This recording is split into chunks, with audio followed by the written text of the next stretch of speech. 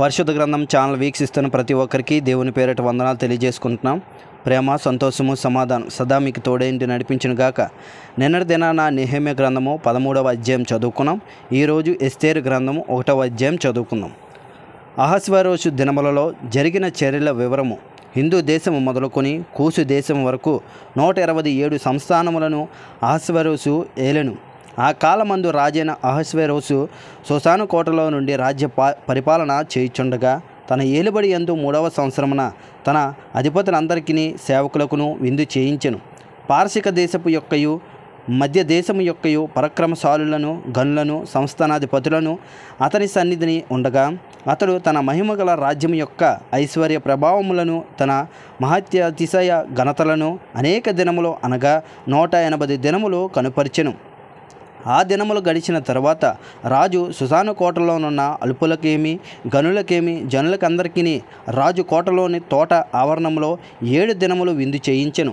అక్కడ ధవల ధూమ్ర వర్ణము గల అవిసనారతో చేయబడిన త్రాళ్లతో చలువరాతి స్తంభముల మీద ఉంచబడిన వెండి కమ్ములకును తగిలించిన తెలుపు ఊదారంగును కలిసిన తెరలు వేలాడుచుండెను. మరియు ఎరుపు, తెలుపు, పసుపు, నలుపు అయిన చలవరాళ్ళు పరిచిన నేల మీద వెండి బంగారమయమైన జలతారులు గల పరుపులుండెను. అచట కూడిన వారికి వివిధమైన బంగారు పాత్రలతో పానమిచ్చుచు రాజు స్థితికి తగినట్టుగా రాజు ద్రాక్షరసమును దాసులు అధికముగా పోసిరి. ఆ విందు పానము ఆజ్ఞానుసారముగా జరుగునట్టు బట్టి ఎవరునూ బలవంతము చేయలేదు. ఎవడు కోరినట్టుగా వానికి పెట్టవలనని తన కోట పనివారికి రాజు ఆజ్ఞనిచ్చి ఉండెను. రాణి అయిన వస్తీ కూడా రాజైన అహస్వేరోషు కోటలో స్త్రీలకు ఒక విందు చేయించెను.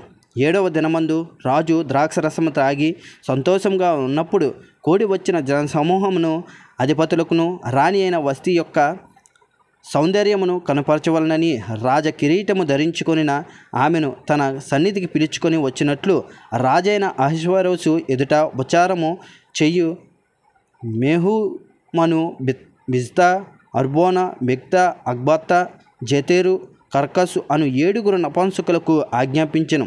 ఆమె సౌందర్యవతి రాణి అయిన వస్తీ నపుంసకుల చేత ఇయ్యబడిన రాజాజ్ఞ ప్రకారము వచ్చుటకు ఒప్పకపోగా రాజు మిగిలి కోపగించెను. అతని కోపము రగులుకొనెను. విధిని రాజ్యధర్మమును ఎరిగిన వారందరి చేత రాజు ప్రతి సంగతి పరిష్కరించుకొనివాడు గనుక అతడు కాలజ్ఞానులను చూచి రాణి అయిన వస్తీ రాజైన అహస్వేరోషు అను నేను నపుంసకుల చేత ఇచ్చిన ఆజ్ఞ ప్రకారము చేయకపోయినందున ఆమెను విధిని బట్టి చేయవలసినదేమని వారిని అడిగాను.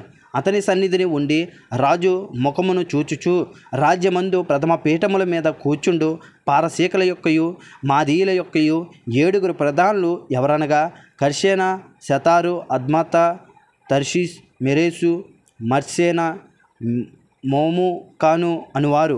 మోముకాను రాజు ఎదుటను ప్రధానుల ఎదుటను ఇలాగ ప్రత్యుత్తరం ఇచ్చెను. రాణి అయిన వస్తీ రాజు ఎడల మాత్రము కాదు, రాజైన అహస్వేరోషు యొక్క సకల సంస్థానములో నుండి అధిపతులందరి ఎడలను జనులందరి ఎడలను నేరస్తురాలాయును.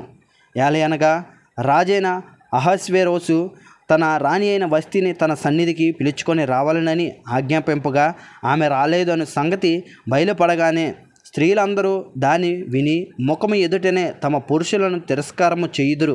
మరియు పారసీకుల యొక్కయు మాదీయుల యొక్కయు నాయక ఉపపత్నులు రాణి చేసిన దాని సమాచారం విని రాణి పలికినట్లు ఈ దినమందు రాజు యొక్క అధిపతులందరితో పలుకుదురు. దీని వలన బహు తిరస్కారము కోపమును పుట్టును. రాజునకు సమ్మతి అయిన వస్తీ రాజైన అహస్వేరోషు సన్నిధికి ఇకను రాకూడదని తమ యొద్ద నుండి ఒక రాజాజ్ఞ పుట్టవలెను. అది తప్పకుండానట్లు పారసీకుల యొక్కయు మాదీయుల యొక్కయు న్యాయము చొప్పున నియమింపవలెను. మరియు వస్తీ కంటే యోగ్యురాలిని రాణిగా తాము చెయ్యవలెను. మరియు రాజు చెయ్యు నిర్ణయము విస్తారమైన తమ రాజ్యమంతటా ప్రకటించిన ఎడల గనురాలు గాని అలుపురాలు గాని స్త్రీలందరూ తమ పురుషులను సన్మానించుదురని చెప్పెను. ఈ సంగతి రాజునకు అధిపతులకును అనుకూలంగా ఉండెను గనుక అతడు మెమూకాను మాట ప్రకారము చేసెను. ప్రతి పురుషుడు తన ఇంటిలో అధికారిగా ఉండవలననియు ప్రతి పురుషుడు తన స్వభాష అనుసరించి తన ఇంటి వారితో మాట్లాడవలననియు ఆజ్ఞ ఇచ్చి ప్రతి సంస్థానముకు దాని వ్రాత ప్రకారముగా ప్రతి జనమునకు దాని భాష ప్రకారముగా రాజు తన సకలమైన సంస్థానములను దానిని గూర్చిన తాకీదులు పంపించెను. ఇంతటితో ఎస్తేరు గ్రంథము 1వ అధ్యాయం పూర్తయింది. రేపటి దినాన ఎస్తేరు గ్రంథము 2వ అధ్యాయం చదువుకుందాం.